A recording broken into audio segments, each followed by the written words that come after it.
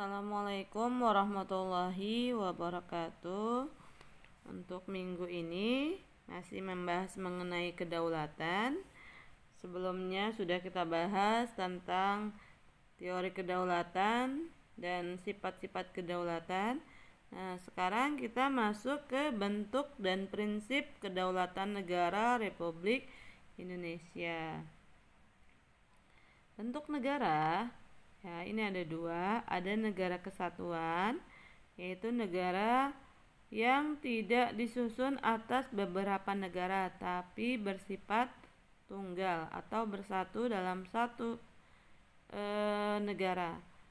Kemudian negara federasi atau serikat. Nah, negara federasi ini dibangun atas gabungan berbagai negara. Ada bagian-bagian negara bagian. Nah, nanti ada negara induknya. Kemudian sistem pemerintahan. Sistem pemerintahan ini ada dua macam. Yang pertama, sistem pemerintahan presidensial. Nah, kalau presidensial ini kepala pemerintah dan kepala negaranya itu adalah presiden. Sedangkan untuk pemerintahan parlementer, presiden, sultan atau raja hanya sebagai kepala negara, sedangkan kepala pemerintahannya dipegang oleh perdana menteri. Jadi kalau yang presidensial itu double job, ya, sebagai kepala negara juga sebagai kepala pemerintahan. Kemudian untuk bentuk negara Republik Indonesia, berdasarkan Undang-Undang Dasar Negara Republik Indonesia tahun 1945, Indonesia itu menganut paham kedaulatan rakyat. Nah, sebelum diamandemen Undang-Undang Dasar Negara Republik Indonesia tahun 1945, bab bentuk dan kedaulatan terdiri atas satu pasal dengan 2 ayat. Setelah diamandemen atau perubahan, bab tentang bentuk dan kedaulatan tetap satu pasal, tetapi dengan 3 ayat. Nah, ini yang tertulis adalah setelah diamandemen, ya. Sebelum diamandemen, negara Indonesia adalah negara kesatuan yang yang berbentuk republik. Betul, itu masih sama, tidak ada perubahan. Kemudian untuk ayat 2-nya yang berubah. Kedaulatan ada sebelum diamandemen, kedaulatan ada di tangan rakyat dan dilakukan sepenuhnya oleh Majelis Permusyawaratan Rakyat. Nah, setelah diamandemen berubah menjadi kedaulatan berada di tangan rakyat dan dilaksanakan menurut Undang-Undang Dasar. Kemudian untuk ayat 3-nya, negara Indonesia adalah negara hukum. Ini artinya Indonesia selain menggunakan teori kedaulatan rakyat juga menggunakan teori kedaulatan hukum. Perubahan yang dilakukan pada pasal 1 ayat 2 ini dilakukan untuk mengoptimalkan dan meneguhkan paham kedaulatan rakyat yang dianut negara Indonesia.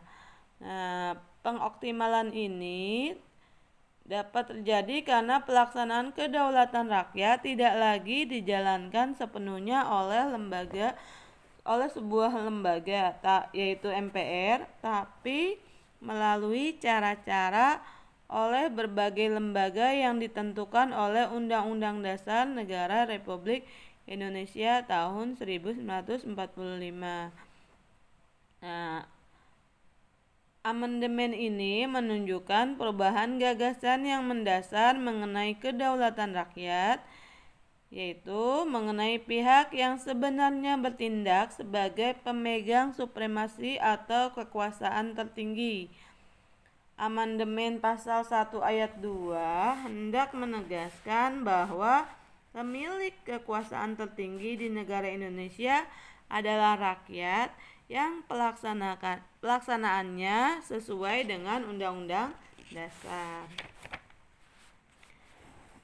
Nah, dalam rumusan sebelumnya, kedaulatan rakyat ini kan dilaksanakan oleh MPR.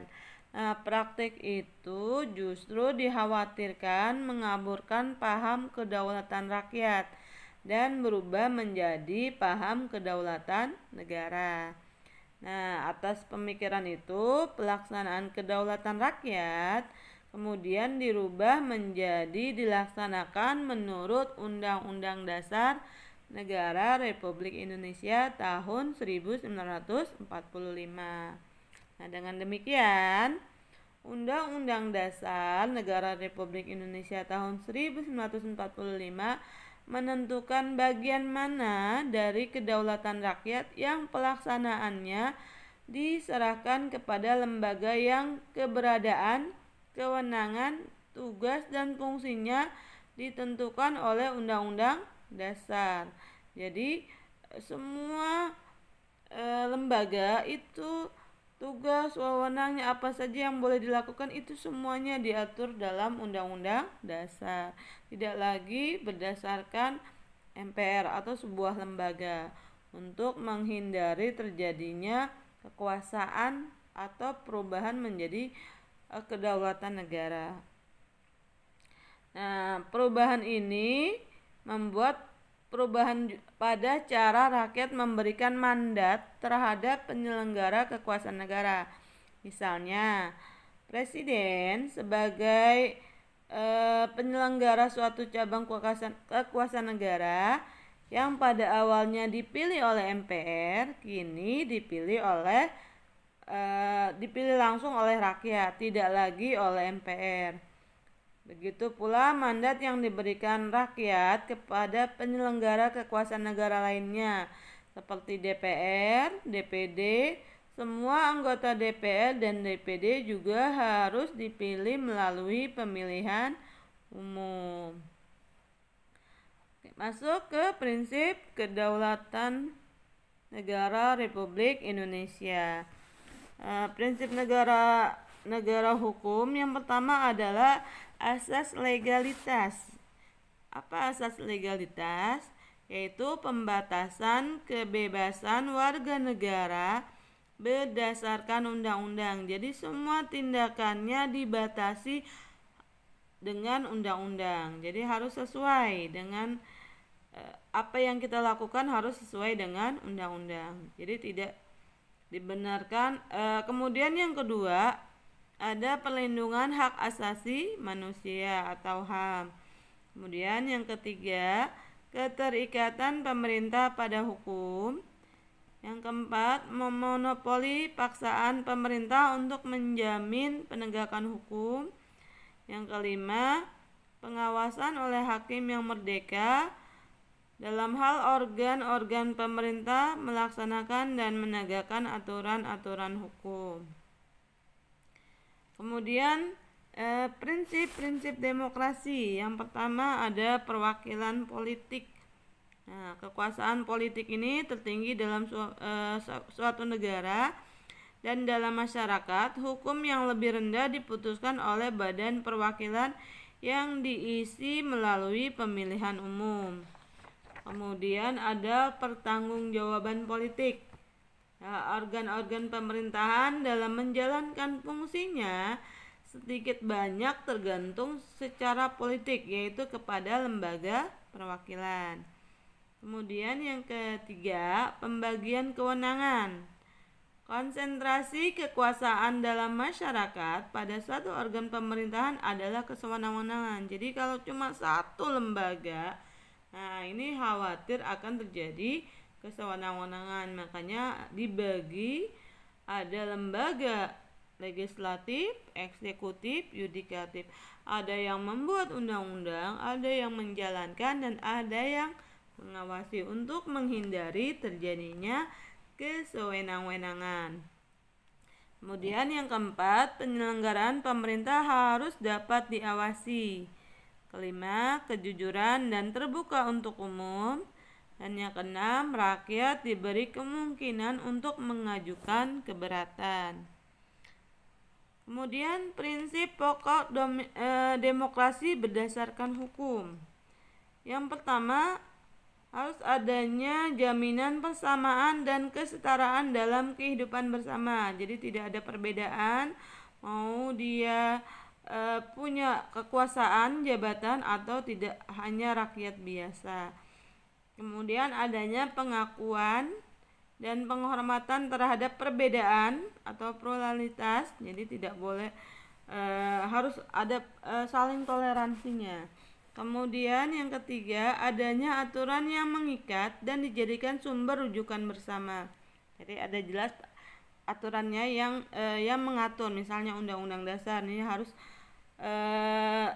ini Undang-Undang Dasar mengikat ke seluruh warga negara Indonesia. Kemudian adanya mekanisme penyelesaian sengketa berdasarkan mekanisme aturan yang ditaati bersama dalam konteks kehidupan bernegara. Nah, hal ini terkait dengan dimensi-dimensi kekuasaan yang bersifat vertikal antara institusi negara dengan warga negara. Oke, untuk hari ini berasa cukup materinya. Untuk tugas, silakan kalian kerjakan soal di Google Form yang akan Ibu berikan dengan password kedaulatan. Jadi untuk minggu ini soalnya Ibu kasih passwordnya adalah kedaulatan. Oke, sekian dari Ibu. Assalamualaikum warahmatullahi wabarakatuh.